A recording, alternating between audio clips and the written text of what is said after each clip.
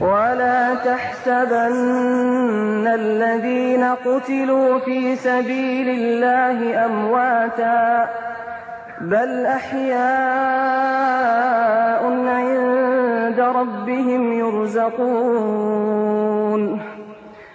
فرحين بما آتاهم الله من فضله ويستبشرون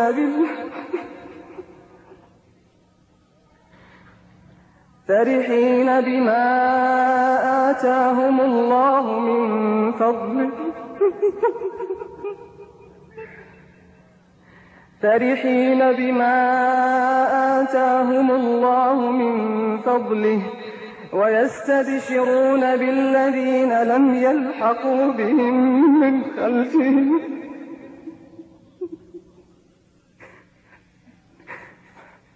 ألا خوف عليهم ولا هم يحزنون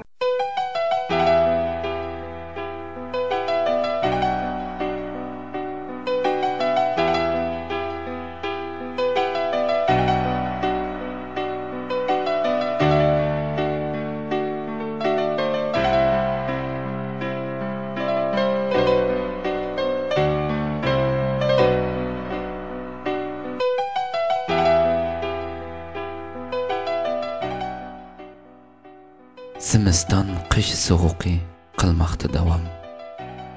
Yurakdagi sovuq texi muqatqan, kunlarni kun, oylarni oy, faslni fasl, yillarni yil qo'g'lab mangmoqda. Har qishning bir guliston bahori bor. Kechkisimi keladi hamon. Lekin yuraklarga bahor keladi qachon? Seg'ingan vatan, seg'ingan diyor, ustida pig'on, tuproqda qonlar, suvlari tortilgan quduqlar quruq, daryolar suvsiz, tuproq giyohsiz, kelsimu bahor, ochsimu chechak, lekin qalblar bahordan, bulbul sadosidan xabarsiz. Qachon keladi bahor? Tugumasmi qish? Kelmasmi bahor? Degusi kelar sabrsiz inson. Untulsa oylar, untulsa yillar, lekin untulmas hargiz muzlatgan kunlar. Qachon muzlidi deb so'rasang gar, muzlagan yurak o'g'lonlar bilan Hamzaga o'xshash, Bilalga, Arqamga, Mus'abga o'xshash, Talhaga va qancha sahobalarning o'zlari va o'g'illariga o'xshash kerib ko'kraklar chiqib maydonga, qonxo'r dushmanga o'qib bir maydon, tog'utlar bilan qilgandi bir jang. Bundan dal 14 yil burun oylardan Ramazon,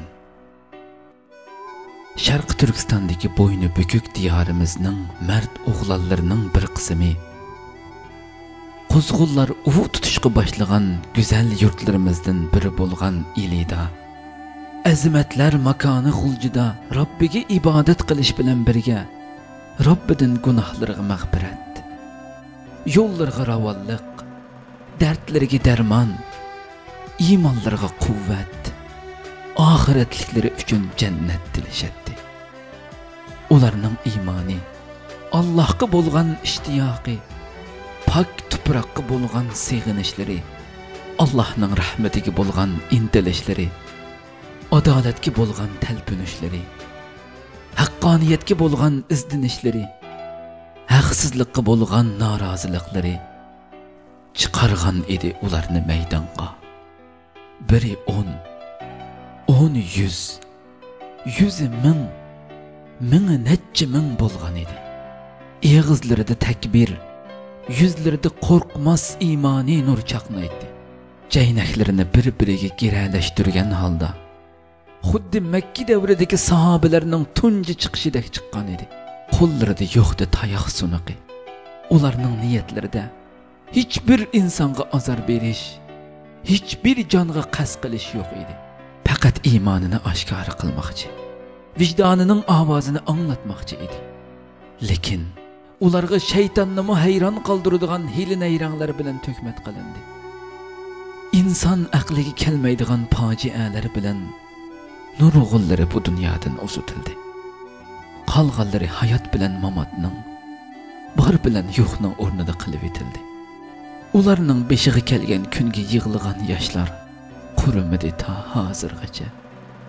Ularning zimiston qishda suv chechib muzga aylantirilgan jasadlari bilan to'nglagan edi. Aslida illiqlikni unutishga boshlagan yuraklar, titilgan badallari, yiqitilgan qonlari bilan zardab qutuldi. Bu xushallikni allaqachon unutishga boshlagan yuraklar. Musulmonlar xuddi bir tanga o'xshaydi. Badanning bir yeri qizib og'risa, boshqa yerlarimi uning og'riq azobini his qiladi. Degan edi suyumlik Rasul. Barhaq, so'zing barhaq ey Allohning do'sti. To'nglagan bahorsiz qalblar, sulg'un yuzlar, yoshliq ko'zlar, pig'onliq ohlar hozirgacha qilmoqda davom. Chunki badallarimizning bir qismi bo'lmag'ach aman, yigitlarimiz ketdi, ketyotdi. Mardlarcha oxirgi manzilga, haqqoniyat karvonining orqasiga ergashib, bizmi ketyotimiz shu manzilga. Qaytilib hayot safarida o'zimiz tanlagan karvon sepiga.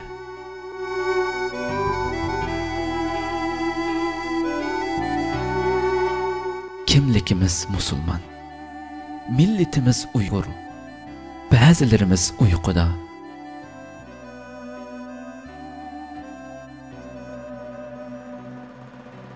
Ba'zilar uyg'oq. Kelyotimiz ey yigitlar, garchi bo'lsaqmi sonda oz, xuddi cho'qqisiga qiro tushgan, darddan gavdisi pukilgan sanoqliq tog'dak, na qaddimizda, na qalbimizda yo'qdak tursimi bahor.